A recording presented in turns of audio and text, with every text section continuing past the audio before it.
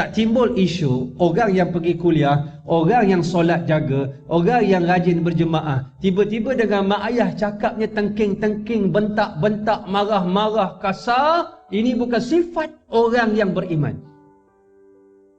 Dalam keadaan Allah mengajar kepada kita dengan perkataan imma yablughanna indakal kibara ahaduhuma aw kilahuma fala taqul lahumā uffin wala tanharhuma.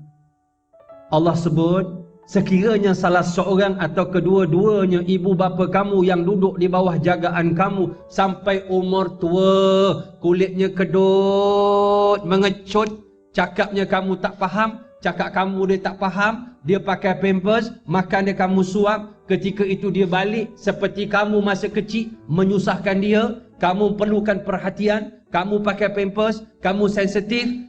Begitu juga mak ayah kamu bila dia sudah tua, dia kembali jadi bayi, dia sensitif. Allah menguji kamu balik. Allah menguji kamu balik. Dalam keadaan itu, kamu jangan cakap kepadanya perkataan yang paling pendek. Allah ambil contoh dalam Quran, alif fah uf, yang paling pendek uf pun berdosa, apatah lagi yang kata celaka mak, celaka ayah. Mak ayah ni dah macam muzium, dah boleh buat tukun tiruan, rumah kata pergi, kubur kata mari.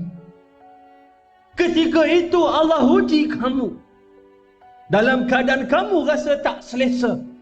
Dalam keadaan itu jangan kamu sebut offin. Dalam keadaan ini lebih jauh daripada apa yang kita gambar dalam pemikiran. Pernah tak dulu masa kita kecil, mak kita suruh beli garam, tengah masak garam habis, belikan mak.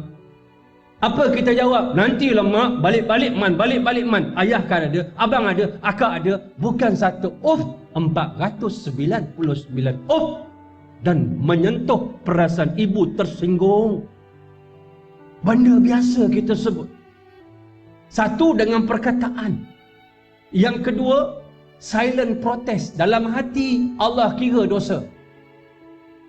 Man, mak nak datang rumah kamu hujung minggu ni. Hati berkata, alamak, orang tua ni nak datang. Aku dah janji dengan isteri aku nak pergi piknik, aku nak pergi shopping. Mak aku kan datang, kena ambil pula dekat KL Central, dekat Budur Raya. Orang kampung bawa ayam kampung, bawa sayur-sayur.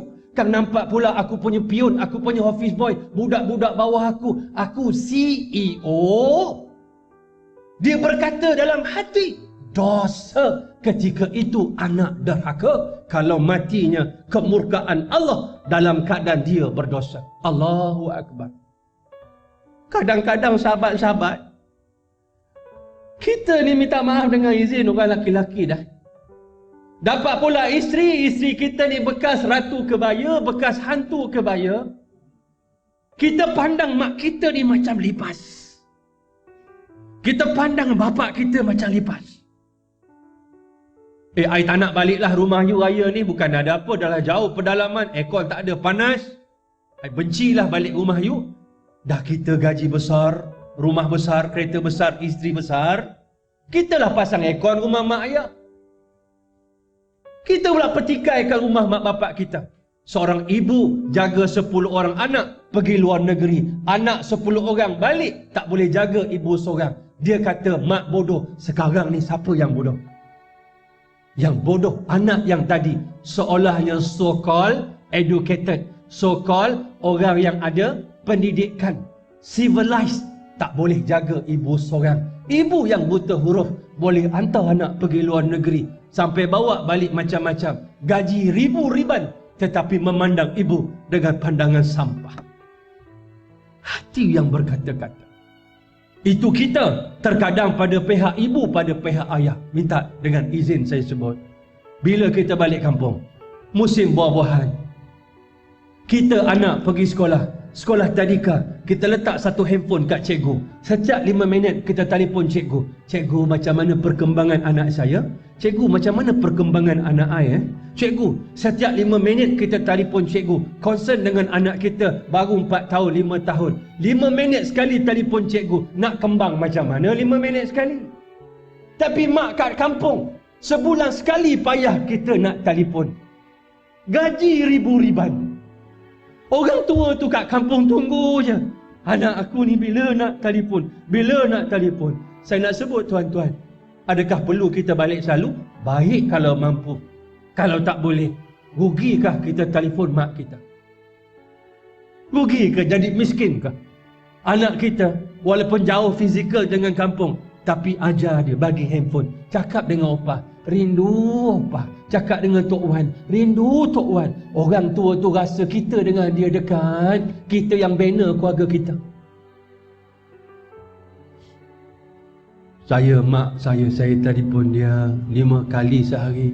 Sampai dia kata, 5 kali dah kau tanya mak makan apa. Saya tak tahu nak cakap apa lagi. Saya tanya mak makan apa, ikan apa mak tengiri, masak apa mak, asam pedas, siapa masak mak, dah tak tahu nak cerita apa. Rindu suara dia.